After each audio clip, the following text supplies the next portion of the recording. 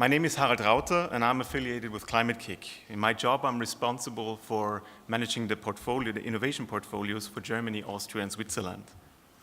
At the same time, I have the honor and the privilege to also contribute to the overall development and coordination of Climate-KIC's digital transformation strategy and agenda. I'm therefore extra thrilled to host this session. Before I introduce and hand over to the panelists, allow me to say a few introductory remarks on the aim of the session. Let's remind ourselves that within the 17 United Nations Sustainable Development Goals, the world has collectively agreed on a pathway towards a peaceful and prosperous world. That's the quote from the website. The truth is that at the same time, the world is acknowledging the financing gap for reaching the SDGs that is in the trillions. For climate change-related activities alone, the recent IPCC report estimates a multi-trillion US dollar financing gap that is required in a relatively short time frame, as we heard, to finance the global decarbonization efforts in line with the Paris Agreement.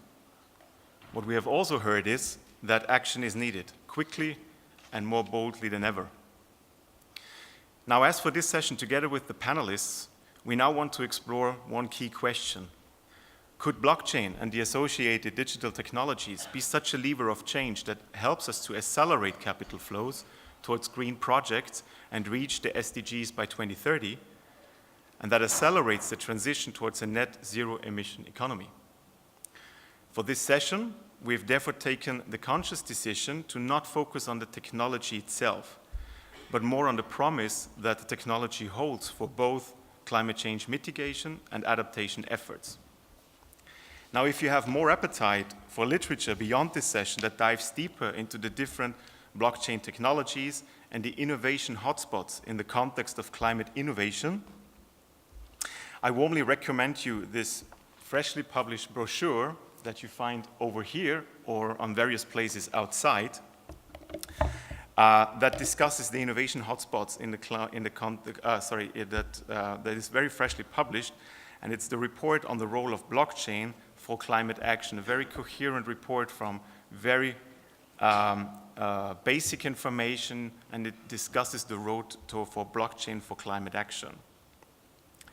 You can grab one of these free copies over there, and you can also download for free the PDF from the Sustainable Finance Content Hub of the Climate Innovation Summit and also from climatekic.org. But now I would like to introduce to you the panelists of this session.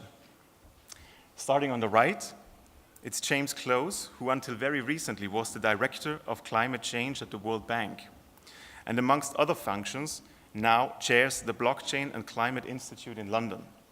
And James will share with us in his introductory remarks how an important lender like the World Bank has identified blockchain as a lever for change, for green finance, and what strategy the Blockchain and Climate Institute is now taking for adopting the technology for green finance in a broader sense. To his left, Jochen Biedermann, who is the CEO of Blockchain Asia consultancy and also the coordinator of the SDG Fintech initiative based in Frankfurt. And Jochen will share with us his insights into what the SDG Fintech initiative actually is and how he thinks at the interface between technology and financial institutions, and how he thinks that the blockchain technology will shape capital markets of the future, and how financial centers that he is specifically working with prepare for it. And then, two entrepreneurs who really put innovation into practice. Bjoern Fischer, who is the CEO and founder of EcoKraft. He will share with us the entrepreneur's perspective and how EcoKraft deploys blockchain-based solutions to convene climate funds with bankable projects. And finally, Cecilia Repinski, who is the managing director of Stockholm Green Digital Finance, and she will share with us her use case of the Green Asset Wallet and which key advantages the blockchain technology brings to the brokerage of available funds and green investments. Welcome to you all. A quick word to the format. We will start with back-to-back introductory remarks from the panelists, and then we will have an on-stage moderated discussion before we open it up for the questions from the audience thereafter. So the panelists also agreed to stick around after the session in case you have questions that have not been answered during the session. We can take it off stage. But now, with no further ado, I would like to ask James on stage for his introductory remarks, and I wish you all a very interesting session. Thank you very much. Thank you, Harald, and good afternoon, everybody, and thank you very much for the invitation to join this wonderful Climate-KIC conference. And I can't help but think, while we're in Ireland, of the words of the great W.B. Yeats, that there are no strangers here, there are only friends that we haven't yet met. And I do feel a bit like that, and in that spirit I'm going to offer you some reflections on climate and blockchain and why I thought it was an interesting topic to pursue, what I did in terms of encouraging colleagues at the Worldbank to pick it up, and how I think it can be applied to some of the extraordinary challenges that we face.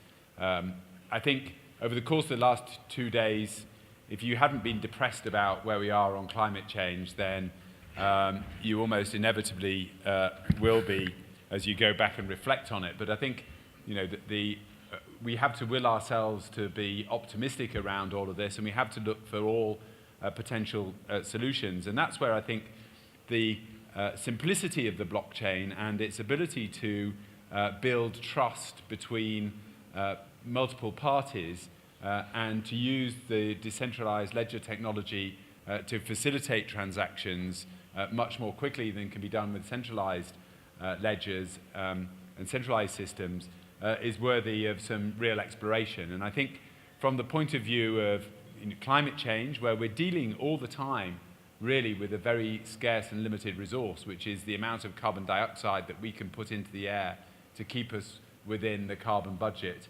hopefully of 1.5 degrees, that has become, you know, ever so important as a result of the work that the IPCC report's doing.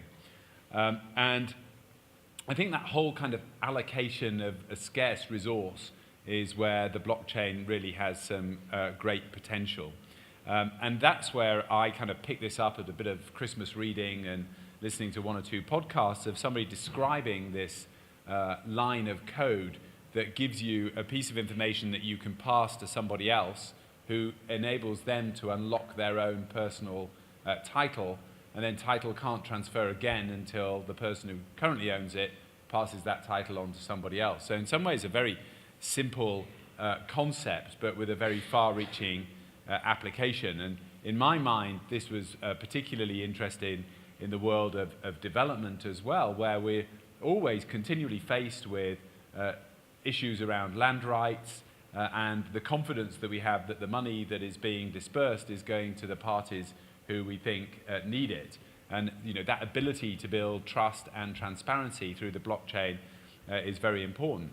And I think also when you link it to the whole monitoring, reporting and verification side of, for example, RED+ and other carbon market-based solutions, blockchain has a really valuable role to play in enabling us to turn that technology and data that we have at our hands into things that can be exchanged relatively quickly and with a high degree of confidence that they're not being altered by parties in that transaction. So with this sort of stimulation in mind, I came back to our teams at the bank and I said, you know, have you heard of this blockchain stuff? And 1 or 2 people had, and I said, what are we doing about it? So, well, not very much. You know, we've spoken to the UNFCCC. They really think that the centralized ledger is the way to go. They think that this new technology is a long way off. So I said, well, you know, why don't we, you know, at least start thinking about this and do some research on it? And I think in that research, we started to understand the potential that blockchain had, and also some of the ideas that we might do to pilot it and prove the concept. And it was in that spirit that we were building innovation in terms of what we were proposing in the climate group, which happened to coincide with what the bank was proposing across the whole of the institution. And the bank had created the Blockchain Innovation Lab and got some very smart people thinking about this and moving the agenda on relatively quickly for a complex bureaucratic organization like the bank. And you know, I think we've seen some real progress in proposing ideas around forests and RED+, and also about identity for development, using blockchain as an individual person's characteristics to make sure they get access to the services that they need. And also through a Bondi bond, which was the first blockchain bond that was issued and the bank was party to. So quite a lot of activity going on within the bank. And I think what I learned from that and what I've taken into what I describe as my blockchain gap year is to really think about how we can stimulate some of that activity in the real world and how we can use it as a force for real good in terms of what we're doing. And the reflections that I would have around that are partly about the fact that you need flexibility in policy making. And I think, as Jawaharlal Nehru said, the policy of being too cautious is the greatest risk of all. And I think if we assume that the current policies that we've got are going to get us to where we need to get to, then we're making a big mistake. So I would encourage policymakers to engage in the blockchain agenda and to think about it and to create an environment where innovation can come forward. And we'll hear from some innovators here as well. And I think I'd urge a little bit of patience as you deal with this sort of bureaucratic approach to international negotiations around climate change, and some persistence in terms of bringing forward the ideas and the concepts that can enable blockchain to become used quite extensively. And I think also the contribution to a lot of this, Harald talked about the distributed ledger technology paper that the Climate-KIC had done. And again, I'd really commend that to people as a very good primer of some of the issues and some of the opportunities that exist around there. So that's what I'm now doing with the Blockchain Climate Institute. We are a think and do tank. We're advocating action around blockchain and climate. We're exploring ideas around blockchain and climate finance, and we're looking really to super scale policies so that they can, so that policymakers can have the capacity to deal with some of these blockchain challenges and opportunities that they face. So that's a few thoughts, Harald, from me, and hope that others can sort of complement and build on that. Thank you very much. It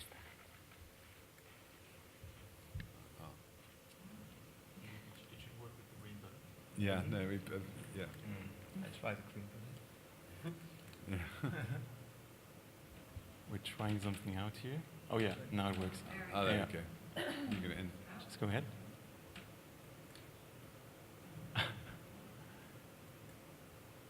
Okay. Maybe. Here you go. Maybe while we try to fix it, let me explain a little bit where I'm coming from.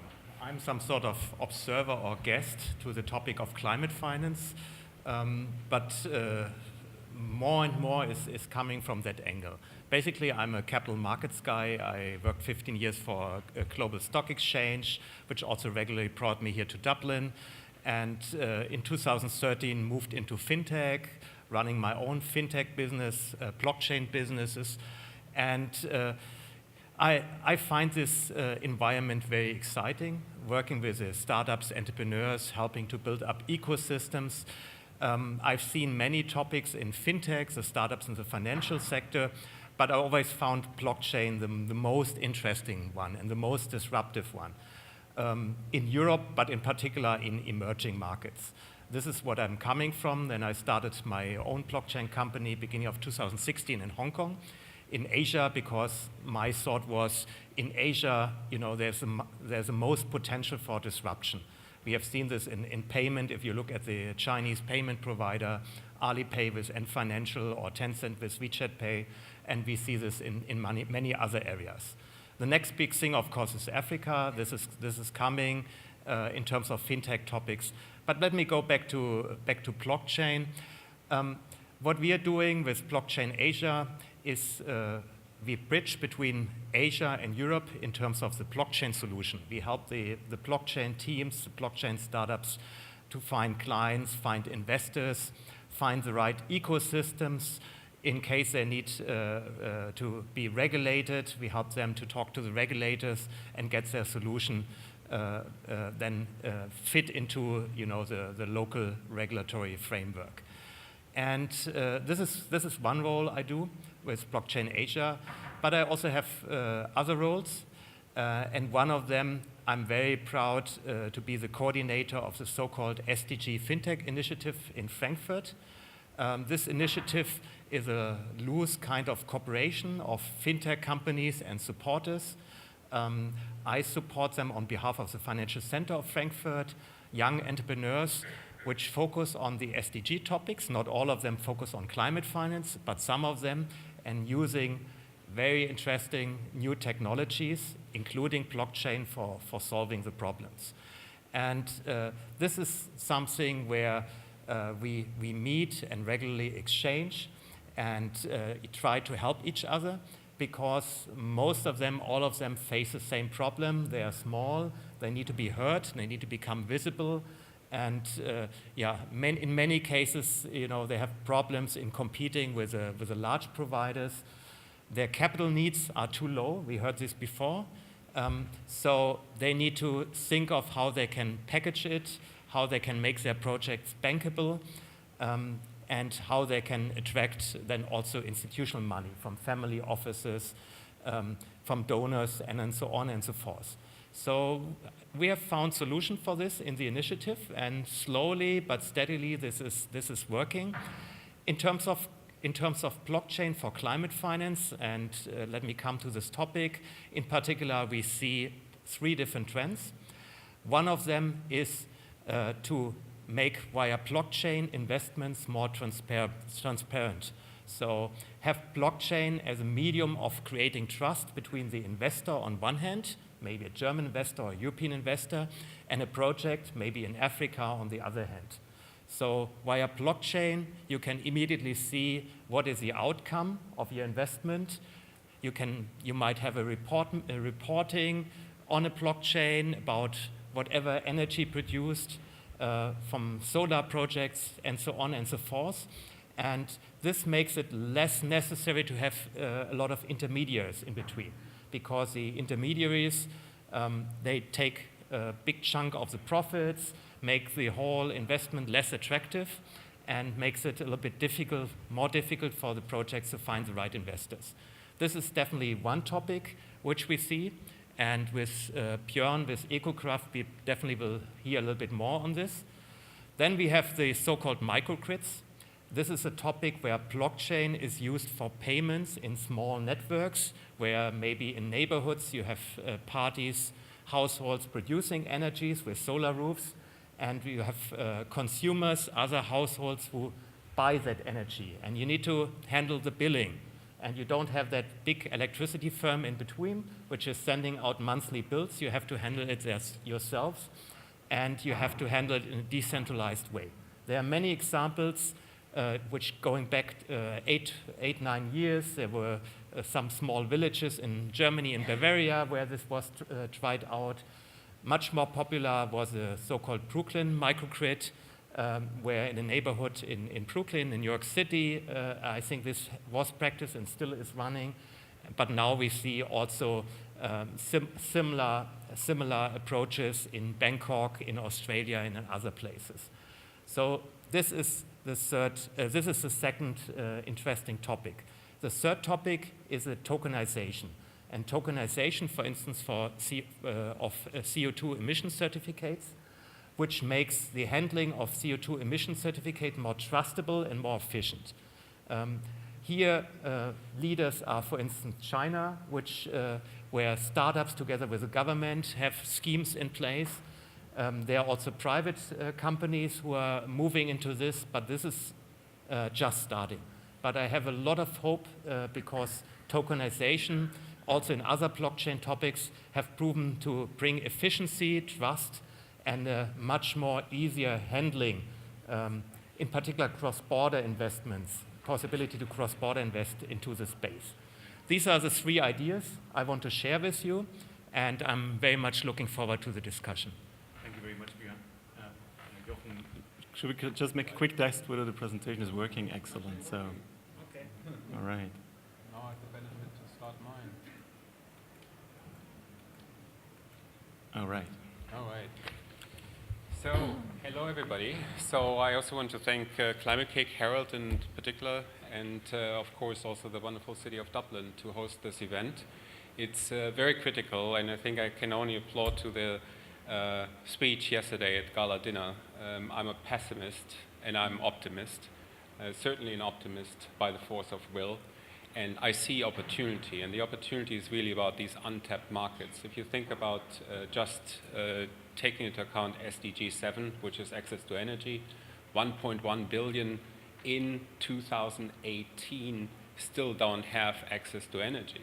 And as we know from our own past, access to energy transforms markets and it creates economic stimulus.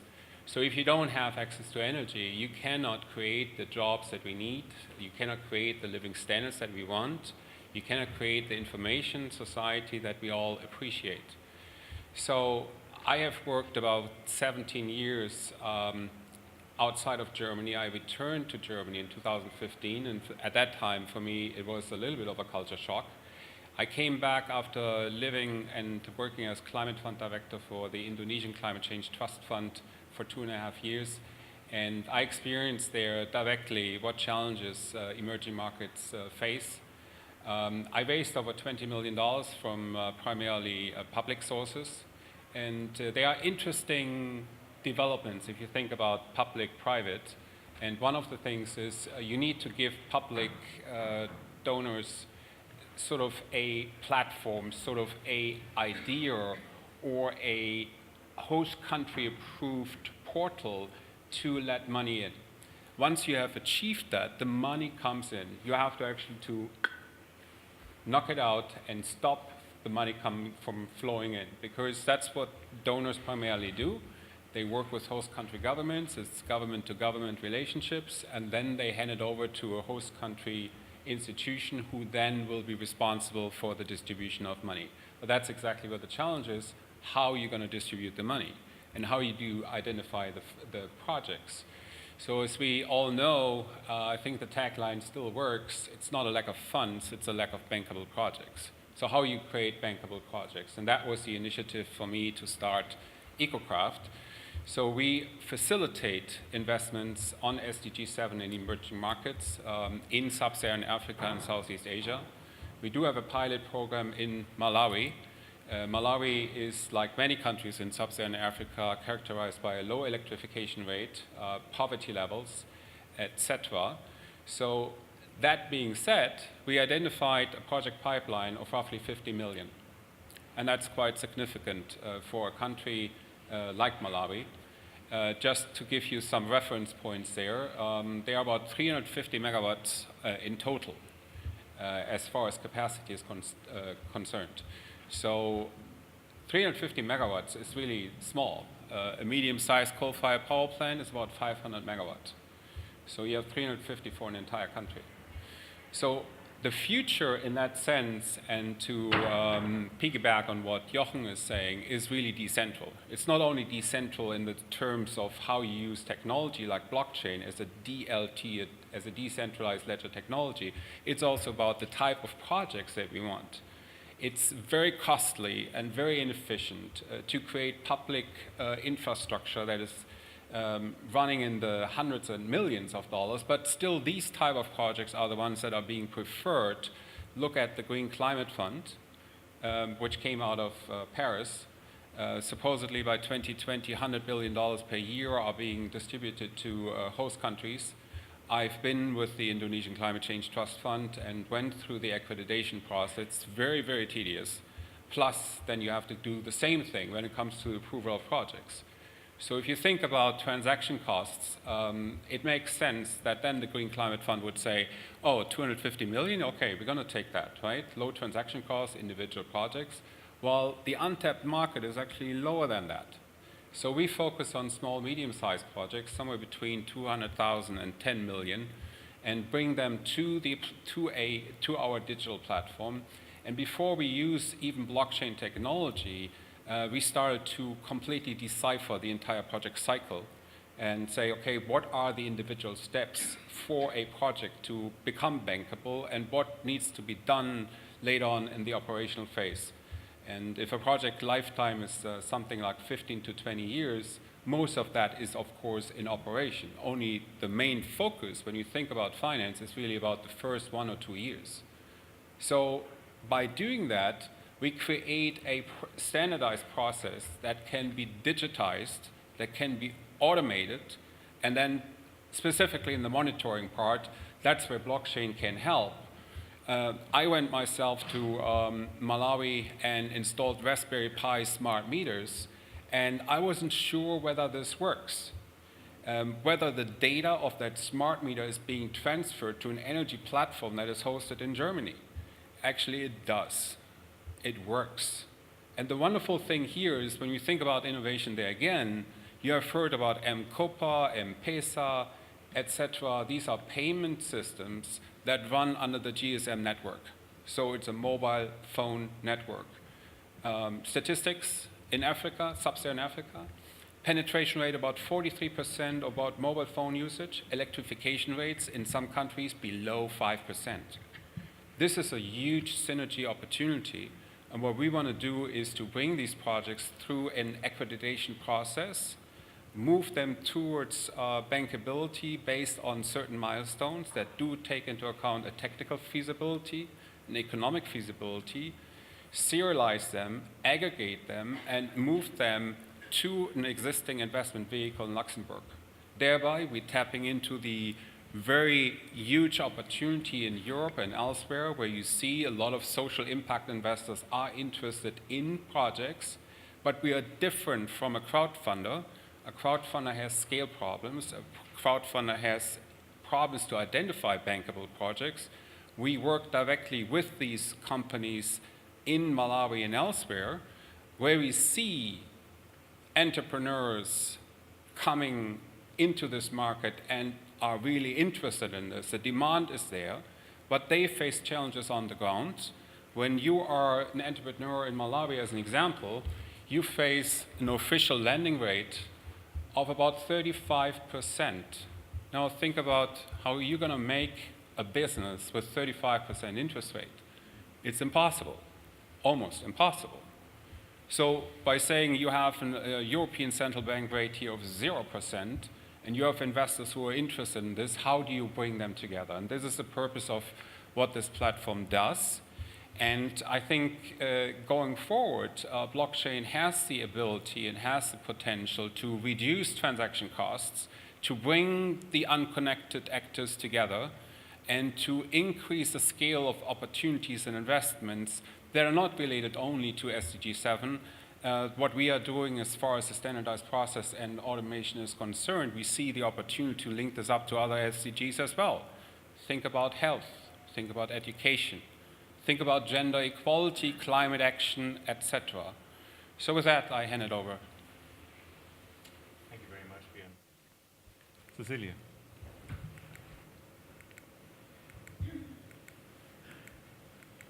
You didn't go through your very exciting slides. Once you talk, you talk. So, Cecilia Repinski, I'm the Executive Director of Stockholm Green Digital Finance. We are not-for-profit, and our mission is to accelerate green finance and green investments through Fintech solutions. I'm very excited to be here, not at least because I only 2 weeks ago became a Climate-KIC partner, also one of the founding members of the Financial Centers for Sustainability that launched this European initiative yesterday. So very excited to be here. Also, because I'm going to talk about the Green Assets Wallet, and that was originally discovered by Climate-KIC in an ideation award competition in August 2017. I think it's very exciting to hear all the other panelists. We see that Fintech really sits on unique potentials to unlock some very specific barriers in how the financial system operates. And if we can use that potential to help financial institutions step up to their full potential in terms of delivering on climate change and the SDGs, then we should definitely explore that. And that was really the rationale to why we set up Stockholm Green Digital Finance, because we saw that there was a lot of untapped potential and unexplored opportunities in this space. And only 18 months later, we see lots of different use cases already emerging in this space, which is fantastic. So the Green Assets Wallet is really our flagship project, and it started getting a life of its own very early on. We didn't really have to do a lot of things to get this going, and I think it really speaks to the financial sector's readiness to adopt new creative solutions. The market is really ready. They want to step up. They want to deliver change, and they want to deliver impact, and they are looking for the creative solutions to enable them to do so. So very quickly, we managed to identify a lot of partners who wanted to collaborate with us in developing this technology. And we've been talking a lot about collaborative innovation, and this is really a collaborative innovation. So the Green Assets Wallet is a blockchain-based technology, but it also taps into other types of digital solutions and innovations. And its purpose is to scale the green debt market by cutting costs for issuers. We can scale the supply of green debt and injecting transparency and trust, so we can make a wider range of investment needs into investment opportunities that are accessible and investable to the investor. We are convening very different perspectives when we are co-creating this entirely new technology. We have the capital markets, but we're blending that with the technology innovators and the green finance experts.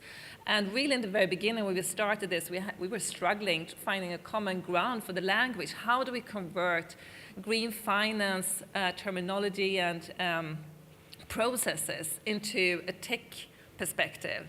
But it has been a very, very exciting journey.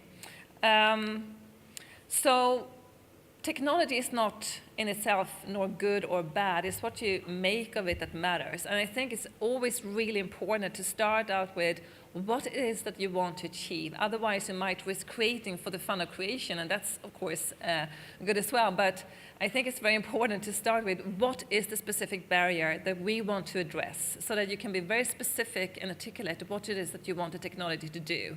And what we saw was that there was a bottleneck, and we've talked about this already with the panelists, that a lot of financial institutions are looking for opportunities to put the capital to work, but they find that there's a lack of investable opportunities to act upon. But that's not really the case from the other side of the story, because there are lots of investment needs out there. So what can we do to sort of reduce this bottleneck and open up this so we can bridge the flow of capital? And there are many things that can be done, of course. We talked about blended finance and the need for regulations and policy, etc. And we feel that we need to explore every tool in the toolkit to deliver, and technology is what we bring into this perspective. So the Green Assets Wallet is really about cutting costs for issuers. We can scale the supply of green debt, but we also want to create trust for all sorts of green asset classes. We're working mainly with green bonds in this first phase of the Green Assets Wallet, but we want to expand that into green loans and other to reach those parts of the real economy that is not eligible to the green bond market, and create the same level of credibility for that. And really also reduce the transaction costs, reduce the barriers for new actors to enter into this space. And then I'm thinking in particular of high impact, potential high impact issuers in emerging markets.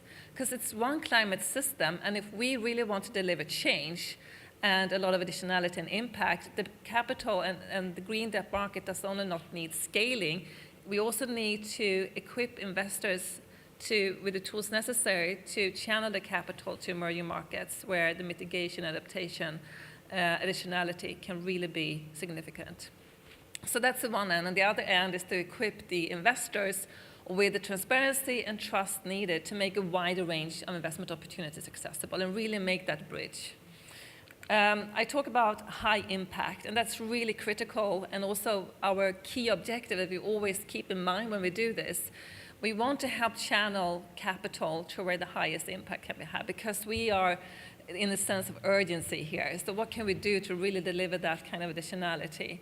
And I think that this quote by one of our partners has a lot of it. I think that a lot of leading and progressive financial institutions, global investors, they're really looking for opportunities to not only do good on paper, they really want to deliver demonstrated impact. I find this over and over again. I used to work with research before I went here, and I would have financial institutions coming to me, pension funds, etc., saying, please let us know where we actually have tangible and demonstrated, measurable impact, and that's what we will do. So it's very much about supporting emerging markets and new issuers to demonstrate credibility. So the Green Assets Wallet is built around different elements. One is for validation. We talked about this. So how can new issuers in these markets, new markets, demonstrate credibility to attract investments? So we're working with the blockchain-based technology for that, and also with different types of validation, be it delivery on a standard, such as gold standard, or be it confirming through remote sensing that you have in fact built the solar panels on the ground, and using that level of third-party verification that can also cut costs and deliver the trust needed. We're also working with reporting, make it easier for investors and issuers to meet around reporting. One of our partners is a leading asset management firm, and they have a green bond fund. And they told us two things. One, we want to diversify, but we can't really go into new markets because we can't make our asset owners nervous in terms of that the green bonds will actually deliver the promised impact. And second, when it comes to impact reporting, we have to visit the websites of 40 different issuers trying to find the impact reporting and putting it into one format, and then we don't even know to what extent our investment is actually contributing to how large share of this impact. So we're developing a system for that as well. Also looking into how we can work more with raw data and the automated integration of raw data, so that we have experimented, for example, with renewable energy production, how we could in the future connect that directly to the Green Assets Wallet, and when the raw data is there, the investors just use different baselines to compare which investments that make most sense. So to wrap up, this technology is really about cutting costs and injecting transparency and build up a track record on the blockchain for new validators. We want to also support an ecosystem of local validators in this space, especially in new markets, and also issuers. Well, thank you very much. Thank you very much for all your contributions. Before we open up for questions to the public, I think I would like to follow up with the tagline, Bjoern, that you have mentioned. There is not a lack of climate funds. There is a lack of quantity and quality of bankable projects. Now, if you look into the technology in specific, provocative question, is now the EcoKraft platform and the Green Assets Wallet, is it the golden bullet that will help us to scale? Or are there other innovation areas in this market failure between capital and projects that need to be addressed before this can be a robust scaling mechanism? Probably a question to all of you. Well, maybe take the first stab at this. I think where we are right now is really in an innovation phase. The analogy that comes to my mind is Bill Gates, Microsoft, MS-DOS. We remember all these pixels that were on our screen. At the time, I didn't have a personal computer, but we know what kind of revolution kicked off by having one and where we are today with the internet. So I would think that blockchain, in terms of distributing, not only distributing using a distributed ledger technology, but using it to distribute and share information, can actually do exactly what Cecilia highlighted here, the 3 points: reduce costs, increase transparency, increase credibility.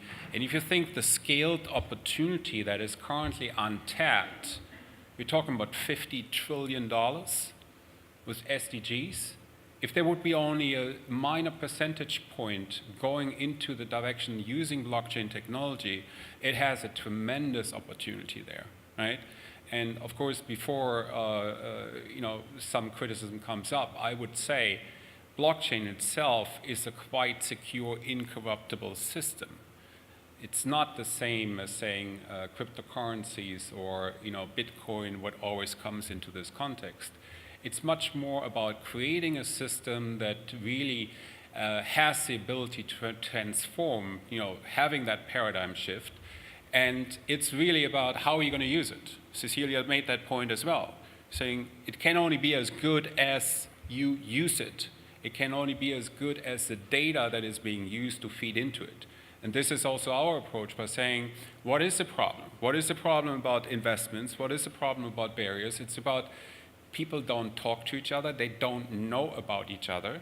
So you need to have a way how you can facilitate that and create a system or mechanism, refining or rewiring systems to provide access to granular information to enhance investment decision making.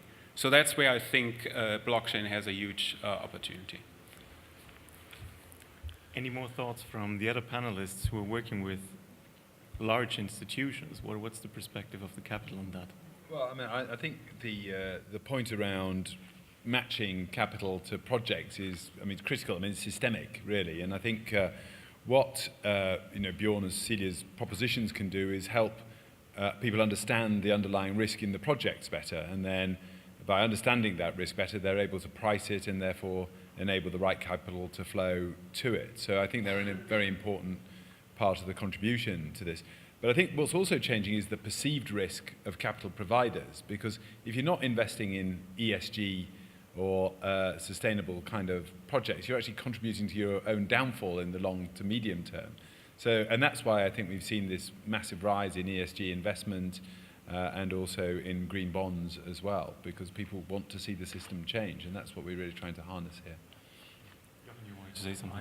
I have two thoughts on it. One thought is, and please allow me without blockchain, but from the experience of the SDG Fintech initiative in Frankfurt, we have one member called SDG Investments.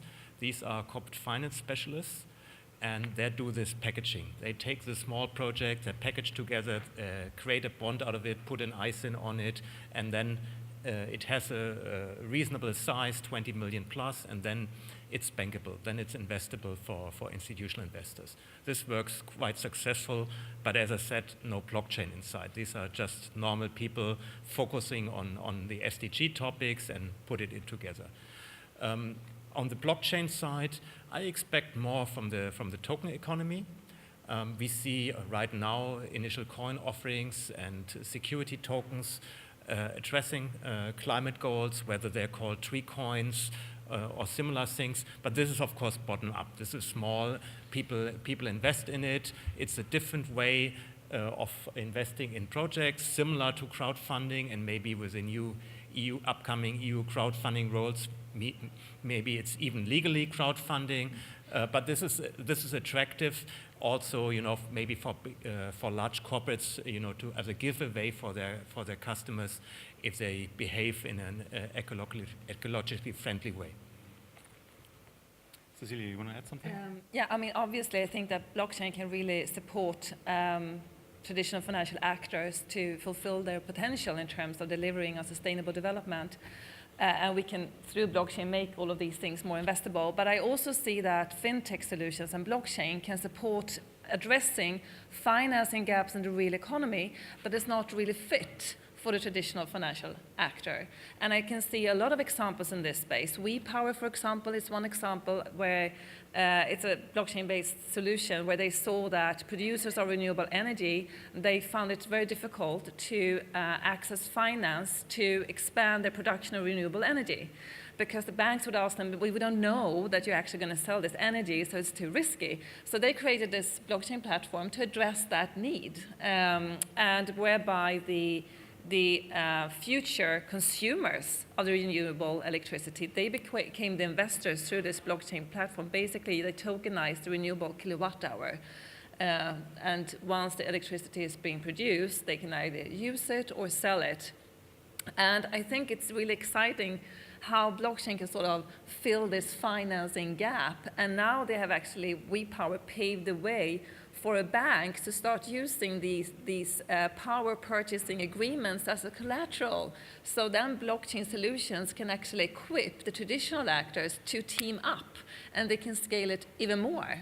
So I see that blockchain solutions really can deliver solutions in the real economy. Shifting, is there an applause? Please go ahead.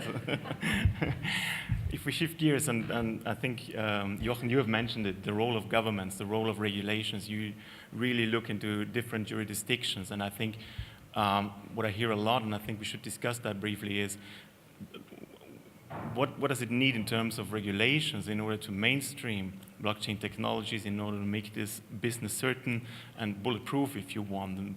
What are the barriers that you see with your respective lenses that need to be eradicated and overcome in order to really mainstream the technology? I think my answer, again, let me put it in two parts. First of all, blockchain is a technology. And to make it quite clear, my expectation is in maybe 10, 15 years, nobody will talk about blockchain anymore. In the same way, nobody talks about TCP/IP, or we don't need to understand how SSL encryption on the website works. You know, this is working, we have trust it works, and blockchain will develop in the same way. Still, I think it's necessary to talk about this, to raise awareness about blockchain technology, but it's yet another technology. Maybe a very useful one. Gartner Group expects in 2030 blockchain technology related revenues of $3 trillion. So maybe it will be even a very, very useful technology, but nothing we need to understand as a user in detail. So this is one answer. And as a technology, of course, governments don't need to do anything. So technology normally can be freely used, right? So with some restriction. The other thing is, if a technology moves into the topic of capital market securities, then of course this is in all our countries more or less regulated. And you know, if we, for instance, in token economy, move from the so-called utility token, which are the prepayment of service, which we have seen so far predominantly, into so-called security tokens, means equities, bonds, other financial instruments on a token basis, which would be a nice thing to do, you know, for all this kind of blockchain projects and climate finance. Of course, this is for the governments to act. And the EU is working on this. Many other governments are working on this. Look at Malta, for instance, which have come up first of this month with a new law, especially on that part of the blockchain technology. Of course, this enables more efficient, more cost-efficient financing options, in particular for small companies. Cecilia, I remember that you had a pretty strong opinion about how much regulation is needed, or how this would, if the regulation would be in place, would support your business. But you said, no, we're doing this already the right way. Would you want to comment on that? Oh, well, the green assets wallet is not interfering with how financial transactions happen. But to add to that comment, I think that policymakers and regulators, they should really try to understand more the potentials with fintech solutions and try to work with those to make it easier for financial institutions to finance sustainable development. And to just give you one example, if you look at circular entrepreneurs, there is research pointing to that green innovators, they find it very hard to access capital, either debt or equity. But in particular, circular entrepreneurs find it extra difficult because they are built, they're not producing a new thing. That's the whole thing about it. And I don't think that innovation is actually producing new things either, but it's about a network of transactions. And because it is a network of transactions, they can't really put forward something as collateral. And one example of this is, for example, the Dutch company Bundles that their service is washing cycles, not the washing machines or the tumble dryers. So the bank would ask them, but what is the collateral? Who actually owns the washing machines? And they would tell, but actually that's the point, no one owns them. But we have this network and this ecosystem of different actors collaborating, and banks can't appreciate that. So I think that because a lot of these circular entrepreneurs are often based upon fintech solutions for the transactions that happen, if we could use those, the data, the big data generated by those financial transactions, maybe that could be a way to demonstrate the creditworthiness of these types of businesses. And if policymakers could help banks assess them and consider them credible as collateral, that would be fantastic and really make a huge contribution to supporting the new circular entrepreneurs we need to see in the future. Super. So probably as my last question before we open it up for questions, we've talked about untapped territories, and I think untapped territories exist on both ends. There's the untapped territories of the projects that are currently not bankable for whatever reason, and there is the untapped territory of the investors. So, and this is a question that strikes me a lot, is that how blockchain-based products and services will also change the dynamic within capital markets, because what the green asset wallet is doing, it's democratizing, it's giving the investor power also back to other investor classes that have probably no access to projects in the current market, so in a very centralized market. How do you see this, especially the question to the entrepreneurs? Is that part of your mission to democratize again investment decisions? Is that a nice to have that comes with the technology and what you're doing, or is this core to your products and your services and the mission that you're on? Well, it's core. It's absolutely core to our mission. So it's much more a bottom-up approach than a top-down approach, because the untapped territory, if you think, is really the entrepreneurs that are in these emerging markets that have a high interest to get these projects developed. At the same time, households in Europe or elsewhere, that they can take on a much more participatory role and a much more active role of becoming an investor without going through funds and intermediaries and only increasing the transaction cost. By being directly involved in such a project and see how it works, you create a much more cooperative type of ecosystem in itself. And I think this is exactly the part where we see there's a benefit on both ends of the aisle, on the entrepreneur in the emerging market and the investor, even a retail investor household in Europe or elsewhere. I would say it's core. It's not necessarily how the green asset wallet works, but it's core to what we do, and we consider that very important. And also we see the potentials with crowdfunding platforms for doing that, for equipping citizens with the ability to become investors.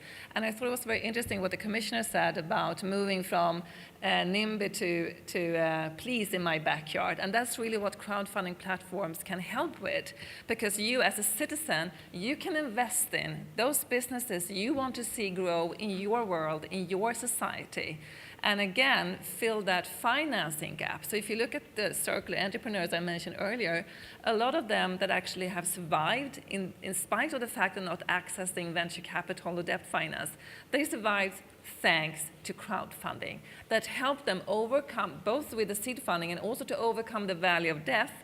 And now they have demonstrated they are functioning and they are ready to grow. And they're ready for the traditional financial actors to step into. So I think that there's a lot of that fintech can do to democratize the process of which companies we can grow in our societies. And we've talked a lot about disenfranchised citizens and how to win them back and reconnect them with the urgency that we are actually on. You want to comment? Well, I want to sort of imagine something here with, protecting the forest is one of our great challenges that we have. And at the same time, indigenous people who live in those forests need to have a decent and good livelihood that they can bring together. So, blockchain-based solutions may be a way of giving indigenous people rights that cut out land registries that can be unreliable in some of these developing countries and emerging markets, but also an income stream that they can then use to build to their own specification the requirements that they want to have to live better and more fulfilled lives. So that's the kind of development angle around it. And combining it with the climate angle, I think, can be really very powerful. Excellent. Well, thank you very much. I think we should take the opportunity to open it up for questions. So I would like to look into the audience and collect a couple of questions. There should be a mic over there. And I would suggest that we collect the questions first and then we ask them one by one. And if you have someone that you direct the question to, you may say it right away. Hey, my question is, do you have a great idea or use case for blockchain that you don't currently see out there that could be very beneficial for climate change? Is that sorry, just a clarification? Yeah, no, that's a general one. So if anyone has ideas there. Question? Okay. Yeah, okay. So, yes, I think that a lot of... We'll sorry. Question first and we take it. Sandrine has another one.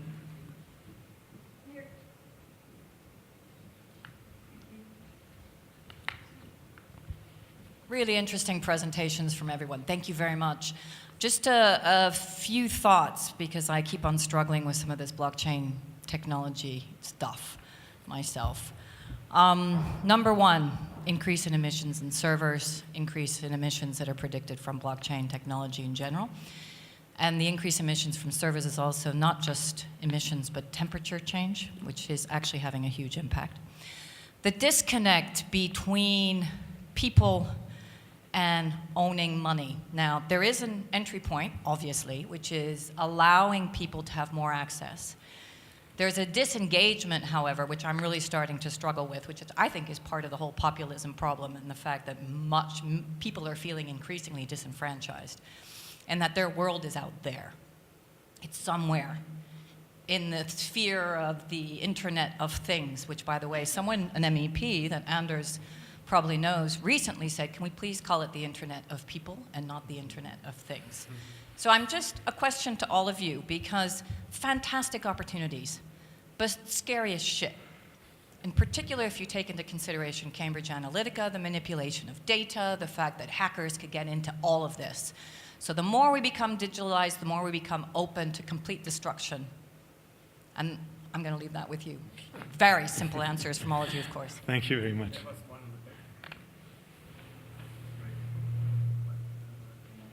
Gentleman over here. Hi, I'm Anton Toma from Malta. We actually just launched an ICO on clean tech, and basically a question to the panel. Since we are running out of time, and therefore basically we really have to upscale, and this is what really made us invest our resources in the ICO launch ourselves. Where do you see your individual projects in 12 months from now? Because they seem interesting, but what do you want to achieve in 12 months, given also that we're running out of time? All right, thank you.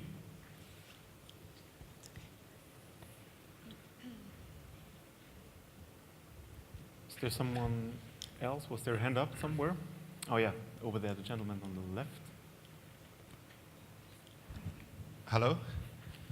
It's not a question, it's more of a statement. I suppose I'm one of those circular entrepreneurs that Cecilia referred to, and I believe that we have created a solution with regards to tying consumption to reducing emissions in the multi-point emission sector through blockchain and the use of Ethereum.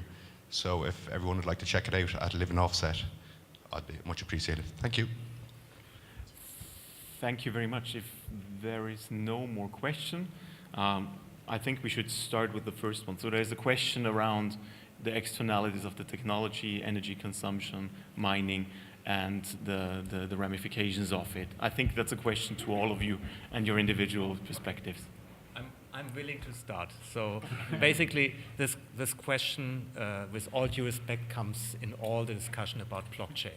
So my answer, and this, first of all, this relates to the Bitcoin blockchain. Not totally exclusive, but mainly relates to the Bitcoin blockchain with the energy consumption, which is roughly in the level of the country of Austria, which of course is not sustainable if it goes forward. On the other hand, I compare this with the first car invented something like 130 years ago. Of course, the first car invented was not optimized in fuel consumption. Basically, they had to buy the fuel in the pharmacy, if I remember right from the history books. So basically, there are two kinds of blockchains, and I make my life a little bit easier. There are public blockchains where everybody can participate, called public permissionless blockchains like Bitcoin. And those blockchains need some proof, you know, in that case, proof of work. And this is what requires that energy, the very tough calculation, so that it cannot be changed easily after.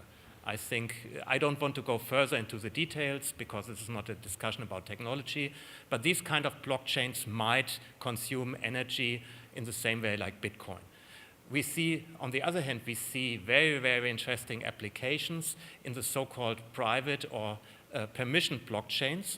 These are blockchains running by consortia of people, means not everybody can participate, but clients or banks or any group or logistic partners or trade finance partners, supply chain.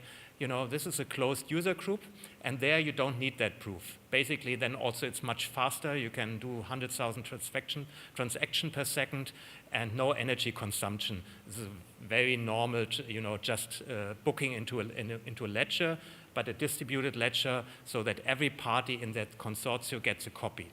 So, and then you don't have that problem with energy consumption, speed, and so on. And for many applications, this is a more useful approach. Not for everything, but for many applications, it's more useful. So we should have this in mind. You're right. Some applications like Bitcoin, they have that problems. People are working on it, make it faster, make it more energy efficient. There are a lot of ideas around which are working. Bitcoin was just the first try.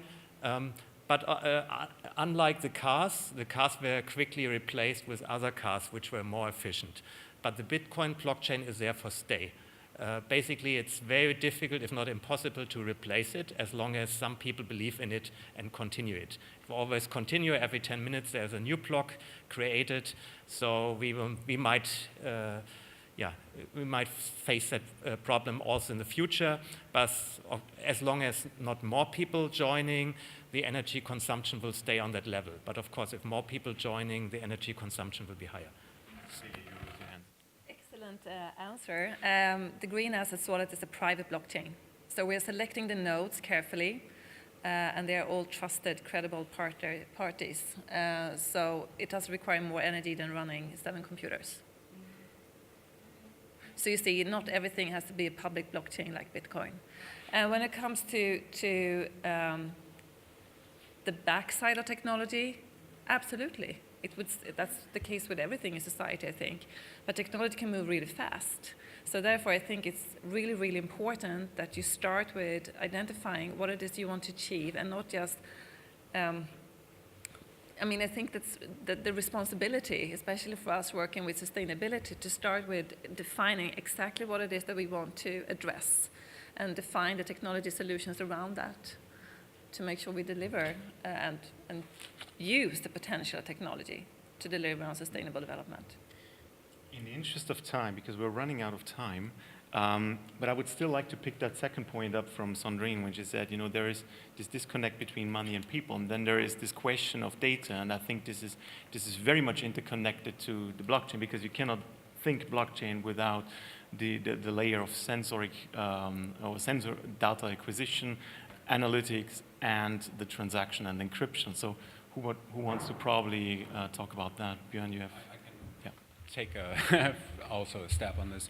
So, I mean, ultimately, what we probably, if you were to ask me where we're going to be prospectively in 5 years of the type of business model that we develop now by working with donors who have funds to de-risk projects in the beginning and commercial investors once projects are bankable, then I would say that we probably will be a data company, because the data makes these projects more comparable by using a standardized approach. And that, of course, requires the input of all participants. This means the developer in Africa, as an example, the investor from wherever that comes from, the technology provider who wants to sell projects or sell technology to a given market or whatsoever. And we would collect that, and we would analyze that, and create information reports that become a new product that we can sell. So, and that requires, of course, the agreement of all participants to provide that type of data. Now, what we would do in the interest of privacy to use the strictest data privacy components where the information would be anonymized, so there would be no specific pinpointing to individuals who have done what and not. But it is an evolving field. If you think about the issue about Facebook and Galactica and all that, I mean, it evolved out of a situation where Facebook was never become Facebook the way we know it. So when you take that into the context of emerging markets, this is a little bit of a balance, you know, of what do you want to do? Do you want to give people access to energy and providing data because investors need the data to enhance their investment decision making? So it's a little bit of a balance there. But I think as far as from my personal point of view, it is about strict data privacy components to ensure that we will also be there in 5 years and not be sued by any entities or be in violation of any regulations. And that regulation component is a challenging element too. In Germany, you have BaFin, and BaFin it kind of gets involved in these type of discussions when it comes to cryptocurrencies and crypto assets and crowdfunding and where we're going to be. We only say we facilitate. We don't actively promote these projects. We have then a linkage to investment vehicle like the European Social Impact Investing Fund in Luxembourg. It's an existing off-the-shelf opportunity where they say, okay, they can do that. It's not us who are actually doing it. But thereby we create that sort of missing link in that context. One thing, what you mentioned, Internet of People, that's exactly what it is. It's the Internet of People. It's about getting people to the same platform to create that market, to exchange information, to enhance capacities. When I was in Indonesia, it was a fantastic time, but I knew even before I left that there would be a gap, because then when I leave, who will replace me? By making a platform accessible, where you actually get the data and let that become sort of the access to data and information and knowledge, you make these individuals and these organizations much more self-sufficient on an evolving basis. So it's a learning process in there too. So you connect people, not things. In that sense, this is where we see the opportunity. All right. Being conscious of the fact that Anton had another question, I would appreciate if you could take it offline, because I think this was such a nice way to close the session. And with this, I would call it a close. I would like to thank the panelists. Thank you very much for your contributions, and also for your time and understanding that we had to shift around a bit due to the lunch break interference. Thank you very much, and I wish you still a wonderful afternoon.